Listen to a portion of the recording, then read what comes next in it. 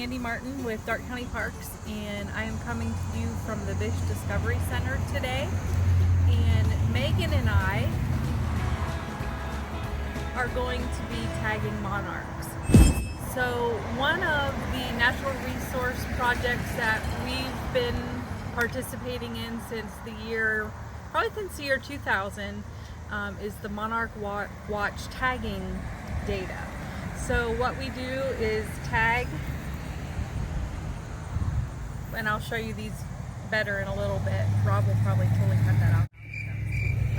Anyway, we tag the monarchs with little polypropylene stickers, and we start tagging usually in late August, and then we enter the data into the University of Kansas Monarch Watch database.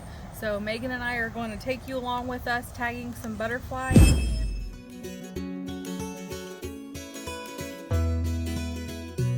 So why do we tag monarchs? Well, what happens this time of year is the monarch butterflies are migrating to Mexico. So we start tagging in late August and usually through September. And what we'll do is we will either catch a wild monarch with a butterfly net, or we will raise the caterpillars and tag them from either the Bish Discovery Center or the Nature Center. And what the tags do is it gives data to the scientists who study the monarch populations, and it enables them to be able to understand their population dynamics better. So, you know, when are the monarchs leaving Ohio? How long does it take to get them to Mexico? Let's say by chance one of our monarchs here in Greenville was tagged and ended up dying in Texas. Then, you know, maybe somebody would find it there, turn in the tagging data, and then we would have you know, information on how long it took that monarch to make it to Texas. So it's really important scientific data that enables us to track the population and enables us to determine how successful the population is throughout each season. So fall migration and then turn around in the spring when they come back north. And each individual sticker is one tag that will be placed onto the underside of the monarch. The tag has an individual code on it, and we take the code and write it onto the data sheet, and then we write the date, whether or not it was a male or female monarch, whether or not it was wild or reared. Reared is where we raise the caterpillar inside. Location, zip code, and of course, United States. So here in just a second, we're going to go ahead and get out a couple of the monarchs that we have to tag today and show you the proper way to handle them and then how we tag them.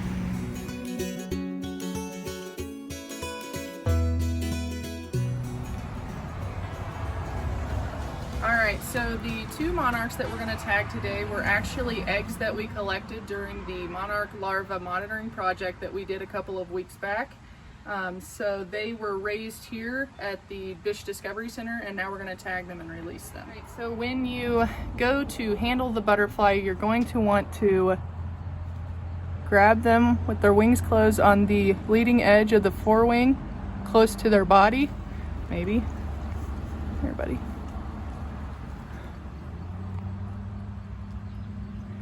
Just like that.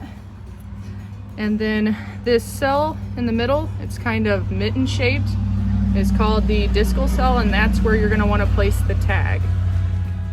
Alright, so you want to locate that discal cell, and then you want to place the tag on that cell.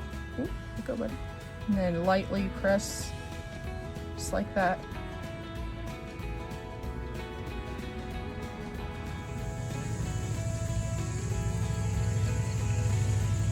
We know the two that we're releasing today are males because of the scent pouches on the hind wings, and we're hopefully going to get a shot of that here in a second. And we're going to release them here at the Bish Discovery Center's pollinator field.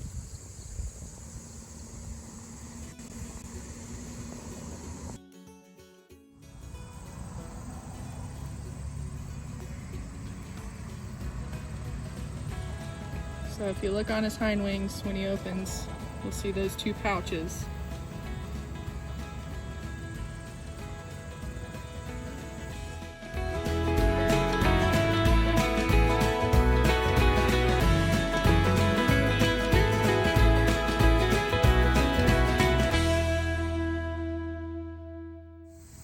So if you look at the hind wings on this butterfly, you don't see the scent sac. So this is a female monarch.